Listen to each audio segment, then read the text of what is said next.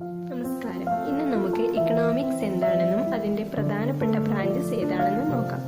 അതിനു മുമ്പായി കുറച്ച് GK ക്വസ്റ്റ്യൻസ് പരിചയപ്പെടാം.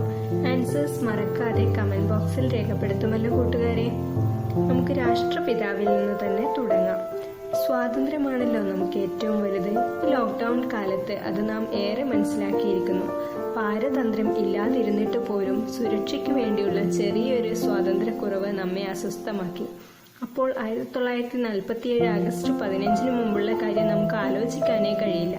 നമ്മുടെ ഈ സ്വാതന്ത്ര്യത്തിനു വേണ്ടി ഒരുപാട് ത്യാഗവും നിരാഹാരവും സത്യാഗ്രഹങ്ങളും നയിച്ച ആ മഹാത്മാവിൽ നിന്ന് തന്നെ നമുക്ക് തുടങ്ങാം. ചോദ്യം നമ്പർ 1, ഗാന്ധിജി ജനിച്ചത് എന്ന്.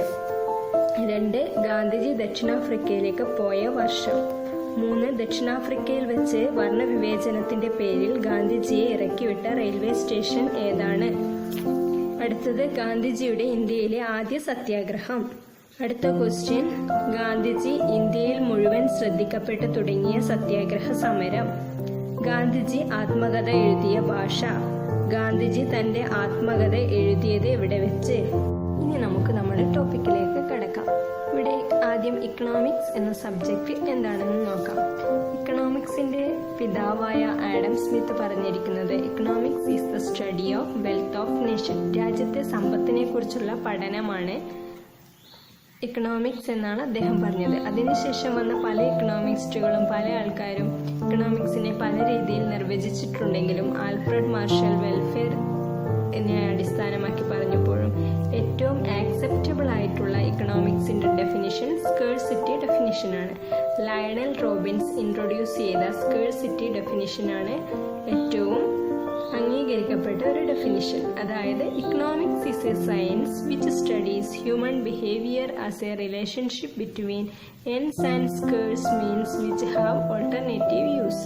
അതായത് ജനങ്ങളുടെ അൺലിമിറ്റഡ് ആയ വാണ്ട്സും ലിമിറ്റഡ് ആയ റിസോഴ്സും തമ്മിലുള്ള ഒരു കോർഡിനേഷൻ. അതായത് അവിടെ ചോയ്സ് ഉത്ഭവിക്കുന്നു. ചോയ്സിലൂടെ ആവശ്യങ്ങളെ ലിമിറ്റഡ് ആയ റിസോഴ്സ് വെച്ച് സാധൂകരിക്കാനുള്ള അതിനെക്കുറിച്ച് പഠിക്കുന്ന ഒരു ശാസ്ത്രശാഖയാണ് ഇക്കണോമിക്സ് എന്നാണ് ലയണൽ റോബിൻസ് പറഞ്ഞത്.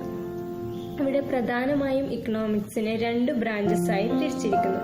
മൈക്രോ ഇക്കണോമിക്സും മാക്രോ ഇക്കണോമിക്സും. മൈക്രോ ഇക്കണോമിക്സ് എന്ന് പറഞ്ഞാൽ ഇൻഡിവിജ്വൽ സ്റ്റഡിയാണ്. അതായത് ഒരു ഇക്കോണമിയിലെ ഇൻഡിവിജ്വൽ യൂണിറ്റ്സിനെ കുറിച്ചുള്ള പഠനമാണ് മൈക്രോ ഇക്കണോമിക്സ്. എന്നാൽ മാക്രോ ഇക്കണോമിക്സ് എന്ന് പറയുന്നത് study of economy as a whole. അതായത് ഒരു ഇക്കോണമിയെ കുറിച്ച് മൊത്തത്തിൽ വിശദമായി പഠിക്കുന്നതിനെയാണ് മാക്രോ ഇക്കണോമിക്സ് എന്ന് പറയുന്നത്. മൈക്രോ ഇക്കണോമിക്സിനെ പാർഷ്യൽ ഇക്വിലിബ്രിയം അനാലിസിസ് എന്ന് പറയുന്നു. കാരണം ഇക്കോണമിയുടെ ഏതെങ്കിലും ഒരു ഇൻഡിവിജ്വൽ പാർട്ട് എടുത്തുകൊണ്ടാണ് മൈക്രോ ഇക്കണോമിക്സ് അനാലിസിസ് നടത്തുന്നത്. എന്നാൽ macro economics general equilibrium analysis എന്നറിയപ്പെടുന്നു.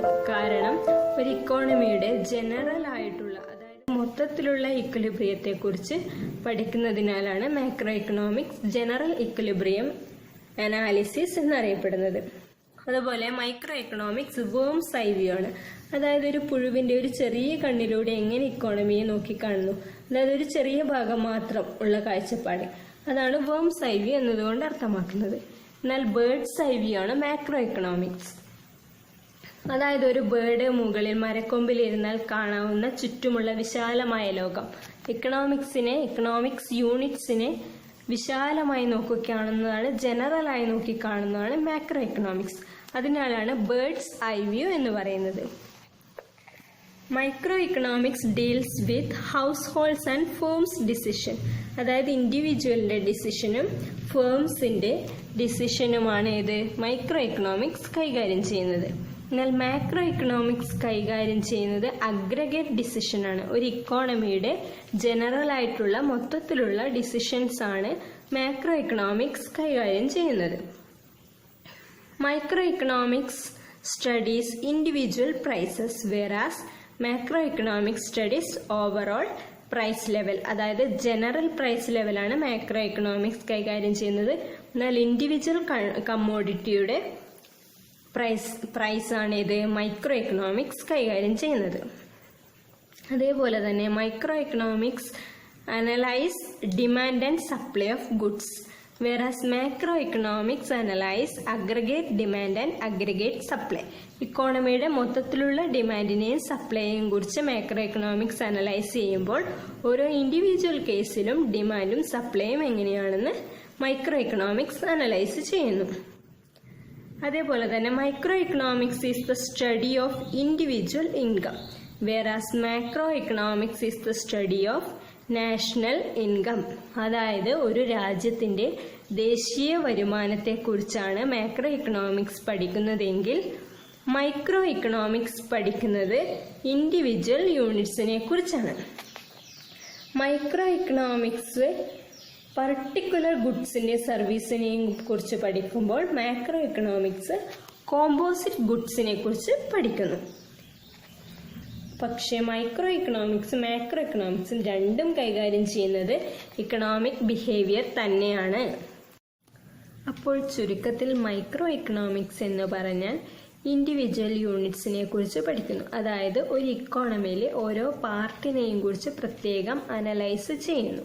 എന്നാൽ മാക്രോ എക്കണോമിക്സ് ഒരു ഇക്കോണമിയെ മൊത്തത്തിൽ കൈകാര്യം ചെയ്യുന്നു. അതായത് general price level, full employment, aggregate demand, aggregate supply, aggregate production തുടങ്ങി അഗ്രഗേറ്റ് ലെവലിലുള്ള കാര്യങ്ങൾ മാക്രോ എക്കണോമിക്സ് കൈകാര്യം ചെയ്യുമ്പോൾ micro economics individual demand, individual supply, individual income തുടങ്ങിയവ കൈകാര്യം ചെയ്യുന്നു.